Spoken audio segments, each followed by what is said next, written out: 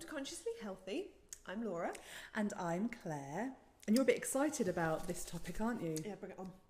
Okay, right. We are talking about yeast and Candida. And the reason I'm excited about this is I have been working with, personally, as well as professionally, yeast and Candida for about 15 years. And I think there's a lot of rubbish out there that I would like to dispel some of the myths. And yeah, it's a really good topic. And so what is yeast and Candida?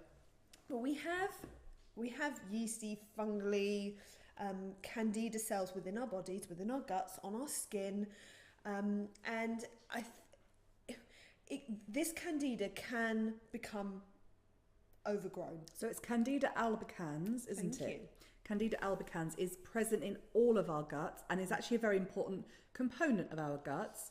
It works in a symbiotic relationship with the lovely, happy flora and fauna in our guts. Thank you. The problem is when it overruns. I think this is one of the big issues that I have, is that if you read into a lot of the websites around Candida and yeast overgrowth, there's a real tone of voice around killing the yeast, getting rid of the yeast, getting this under control. And you made a really good point. It's a really important part of how our bodies work.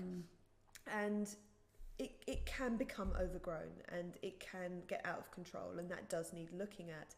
But I think a lot of the ways that it is treated it doesn't particularly work.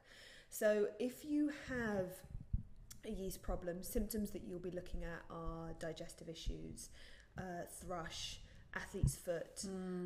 You can even get it in the mouth. I've had a client who's had a yeast overgrowth within the mouth. So anywhere it's moist. Yeah, anywhere where it's moist and damp, People get it underneath, sort of under their breasts. Absolutely, on the skin. So often it can be misdiagnosed as things like psoriasis.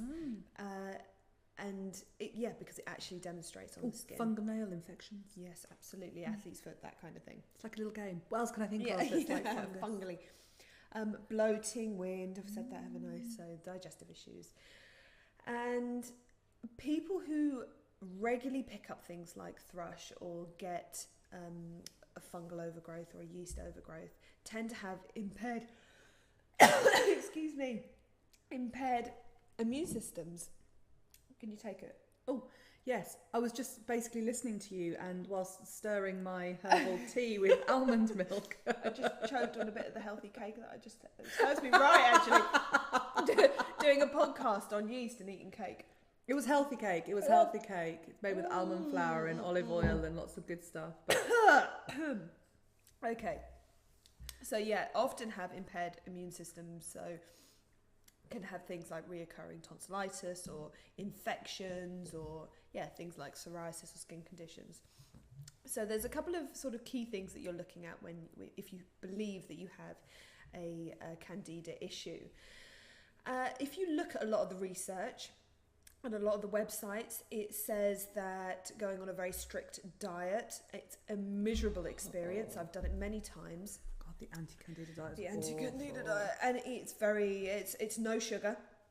A lot of them are no carb as well. A lot of them no mushrooms, no yeast, no tomatoes. Yeah, it's miserable. It is a very miserable experience, and I think one of the difficulties is that a lot of people they do the Candida diet for a period of time. They can see improvement, but as soon as they start reintroducing natural sugars, then the symptoms come back. So it's never it doesn't really fix it. It keeps it at bay. It doesn't fix the problem. No, and I think it's miserable. It's really miserable. It's really miserable. And a lot of people also say that as they're doing it, they feel so much worse as the Candida's dying off.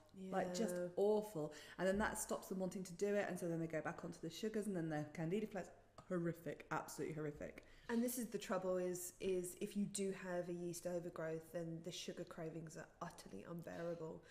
And so getting that under control, my cake's coming back. That's the Candida kicking back. I think you might be right. After the healthy cake. I think you might be right. But I was talking to a gastroenterologist. I made connections with a gastroenterologist a couple of years ago, and it was quite an interesting connection that we had because he he was really wary of me as a kinesiologist and a nutritionist, because he was just like, waiting for the bunkum that would come out of my mouth, as he saw it. And he just sat there one day, and I'd gone to sort of meet up with him. We were having a cup of tea. He was having some coffee with milky, sugary stuff. I was having my peppermint tea, and he just looked at me and he went, I can only continue this conversation, and I can't continue until you tell me your stance on Candida. And I went, okay, because a lot of health practitioners believe that Candida is the root of all evil. It's the cause of every single health condition that you could possibly have. I've been to see therapists who've just taken one look at me and said, it's Candida.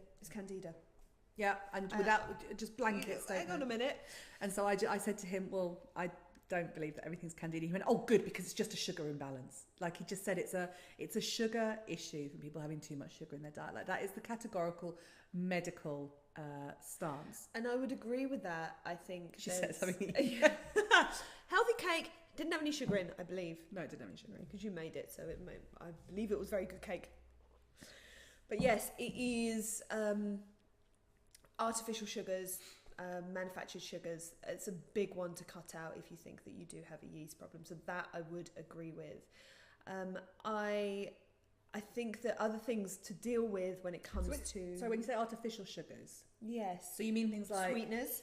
Things things like aspartame, the devil, yeah. Sucralose, any of the stuff that's going to spike your blood sugars. There's definitely a connection between the digestion, and a lot of yeast imbalances come in the digestion, and also the endocrine system. So two of the big things that you want to be doing is getting your blood sugars under control, and also getting your stress down.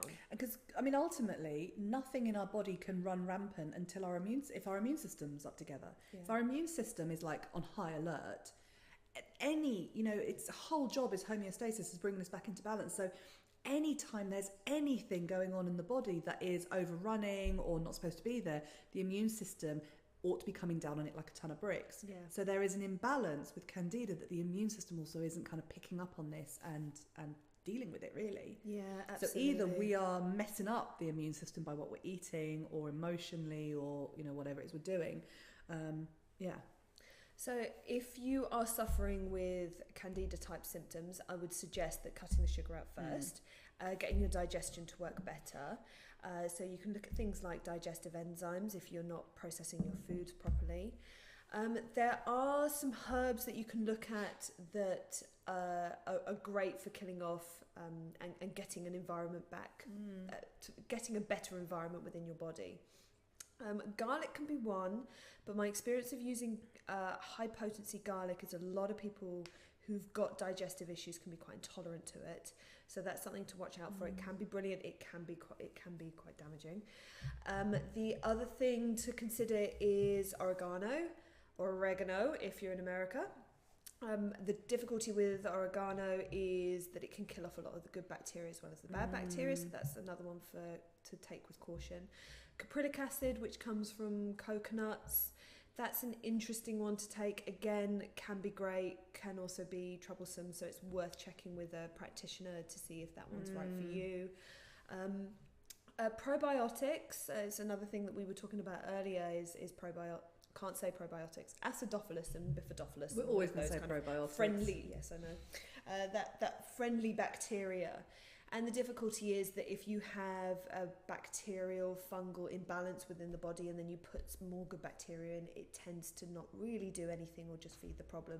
So I'll be looking at getting the diet under control, maybe taking a herb to get the yeast and fungus under control, and then looking at a course of friendly bacteria, probiotic, Bifidobacillus. Whatever it is they're called.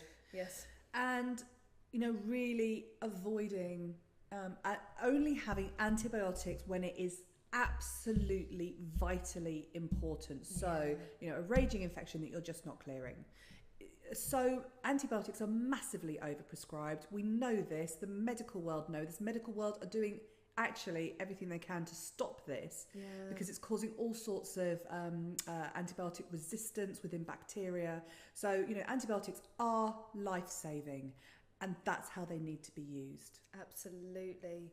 I know from my own personal experience, when I started getting the Candida symptoms, it was because I was on repeated antibiotics for a year to 2 years, and it really, really screwed with my digestion and also my bacteria. So and my immune system was really unhappy. And so this is the interesting thing with the immune in the gut is I think it's like 80% of our immunity starts in our gut with the bacterial balance. Yeah, absolutely. The body does need to be in balance. Yeah, it does. So I think that's me on my soapbox Loved when it. it comes to Candida. So if you've got any questions, then check us out on Facebook. And yes, subscribe here, I believe. Subscribe here.